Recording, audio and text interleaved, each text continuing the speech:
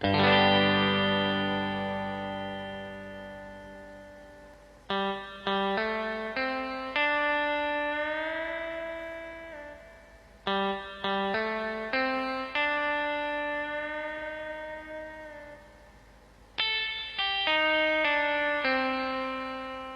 few moments later.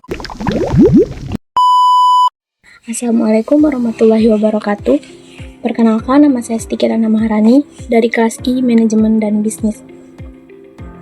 Pada kesempatan ini, saya akan mempresentasikan hasil bedah bisnis dengan metode analisa 5P dan SWO dari produk sambal mertua, yaitu sebuah produk makanan yang menawarkan rasa pedas rumahan, yang praktis dan siap santap.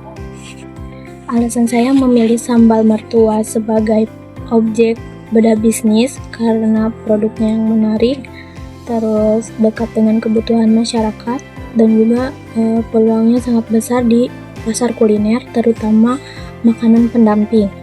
Sekarang masuk ke analisis target marketing dan problem solving. Dari hasil analisis, target utama pasar sambal mertua itu ada di ibu rumah tangga yang usianya sekitar 25-45 tahun. Khususnya untuk keluarga muda yang ingin menyiapkan makanan enak dan terjangkau. Terus juga untuk yang malas masak atau tidak punya waktu untuk masak. Sambal mertua hadir sebagai solusi untuk makanan praktis dan cepat saji dengan rasa rumahan yang konsisten dan membantu meningkatkan selera makan keluarga. Untuk analisis 5P, yang pertama itu ada dari produk. Dari sisi produk sambal mertua, ada beberapa strength atau kekuatan. Yang pertama itu ada rasanya yang sangat mirip dengan sambal rumahan. Yang kedua, kemasannya menarik. Terus yang ketiga, logo dan labelnya unik karena menggunakan kata mertua. Dan yang terakhir, praktis untuk lauk makan bersama keluarga.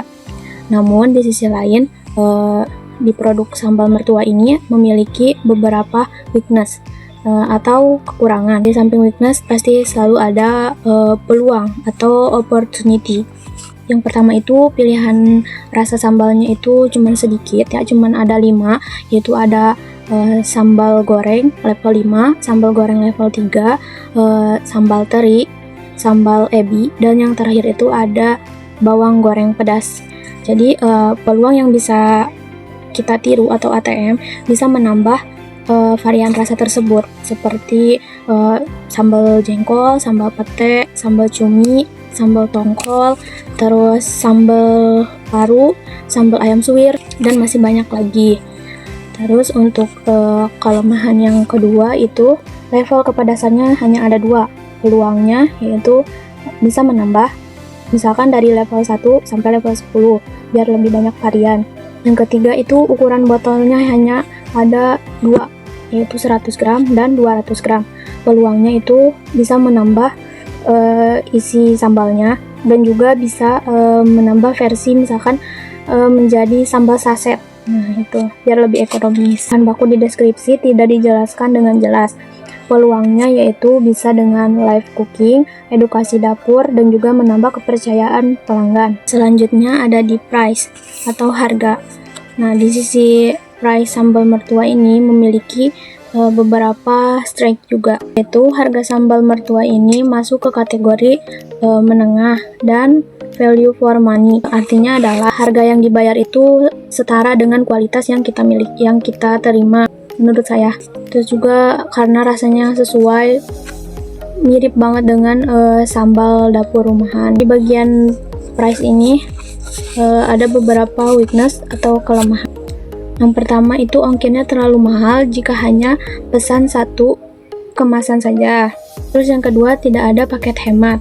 Peluangnya yaitu bisa membuat paket bundling. Paket bundling ini yaitu misalkan menyatukan 2 varian. Misalkan yang harga sambal goreng itu 30.000, terus sambal teri itu 32.000. Nah, kalau paket bundling itu bisa lebih murah. Dan juga untuk peluang bisa memberikan diskon ke setiap pembelian, misalkan beli 5 gratis 1. Dan juga untuk ongkir, bisa free ongkir kalau pembeliannya melebihi ketentuan yang telah ditentukan. Selanjutnya ada Place. Di sisi Place ini, Sambal Mertua memiliki beberapa strike atau kekuatan. Itu mereka sudah menjual di marketplace seperti di Shopee, Tokopedia, di GrabFood, GoFood, dan juga di WhatsApp Business. Selain itu juga di Place ini ada beberapa weakness atau kekurangan. Mereka ini belum memiliki toko resmi. Ya, mereka itu cuman menitipkan produk mereka ke toko-toko yang ada di berbagai daerah. Jadi mereka belum punya toko sendiri. Untuk peluangnya bisa membuka toko kecil-kecilan dulu, yang isinya tuh bener-bener full buat produk sambal ini. Dan juga bisa bekerja sama dengan toko-toko besar, toko seperti toko oleh-oleh gitu. Dan juga kadang ada kesalahan, yaitu salah mengirim pesanan seperti yang di komentar ini. Jadi peluangnya melakukan cek ulang sebelum pengiriman dilakukan agar menghindari kesalahan. Selanjutnya itu ada promotion. Nah, di promotion ini tuh ada memiliki beberapa strike atau kekuatan, yaitu mereka ini memiliki akun media sosial, yaitu seperti Instagram, TikTok, Shopee, Tokopedia, dan juga GoFood. Selain itu juga kemasan mereka yang menarik, ya, jadi eye-catching. Nah, eye-catching itu menarik perhatian mata. Kenapa? Karena logo dan labelnya itu berwarna merah. Namun ada juga beberapa weakness atau kekurangan, yaitu kontennya yang masih kurang stabil atau konsisten. Peluangnya yaitu sering membuat konten di TikTok atau Instagram. Yang kedua itu minim video atau testimoni. Peluangnya yaitu bisa menitipkan ke kafe atau warung. Dan yang terakhir, membuat paket promo bundling agar customer tertarik. Dan yang terakhir itu ada people. Nah, di sisi people ini memiliki beberapa strike, yaitu diantaranya cocok untuk berbagai orang seperti keluarga, pekerja, anak kos, dan yang lainnya. Dan juga cocok untuk orang pecinta pedas dan konsumen praktis. Terus yang terakhir, target usianya jelas. Namun ada beberapa weakness atau kelemahan, yaitu yang pertama, kurangnya pemahaman digital marketing. Peluangnya itu. Terus yang kedua, isi konten-kontennya itu hanya poster atau hanya AI aja, nggak ada fitur manusia atau orangnya. Peluangnya itu bisa bekerja sama dengan food vlogger, afiliator, atau konten kreator yang lainnya. Terus kelemahannya itu ada packingnya yang kurang teliti, seperti keluhan yang di komentar tadi, mereka keliru dalam memproses barang.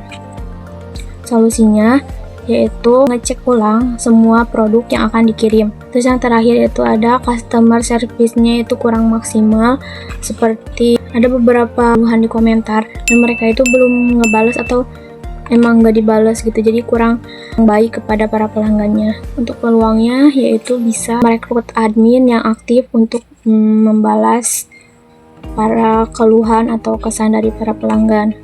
Jadi kesimpulannya adalah sambal mertua ini memiliki peluang besar untuk berkembang karena memiliki rasa yang enak, praktis, dan juga bisa dimakan untuk seluruh keluarga.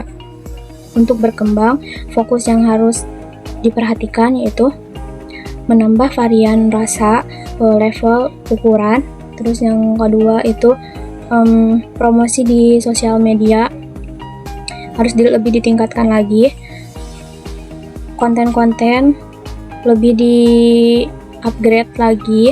Proses packing harus lebih diperhatikan lagi.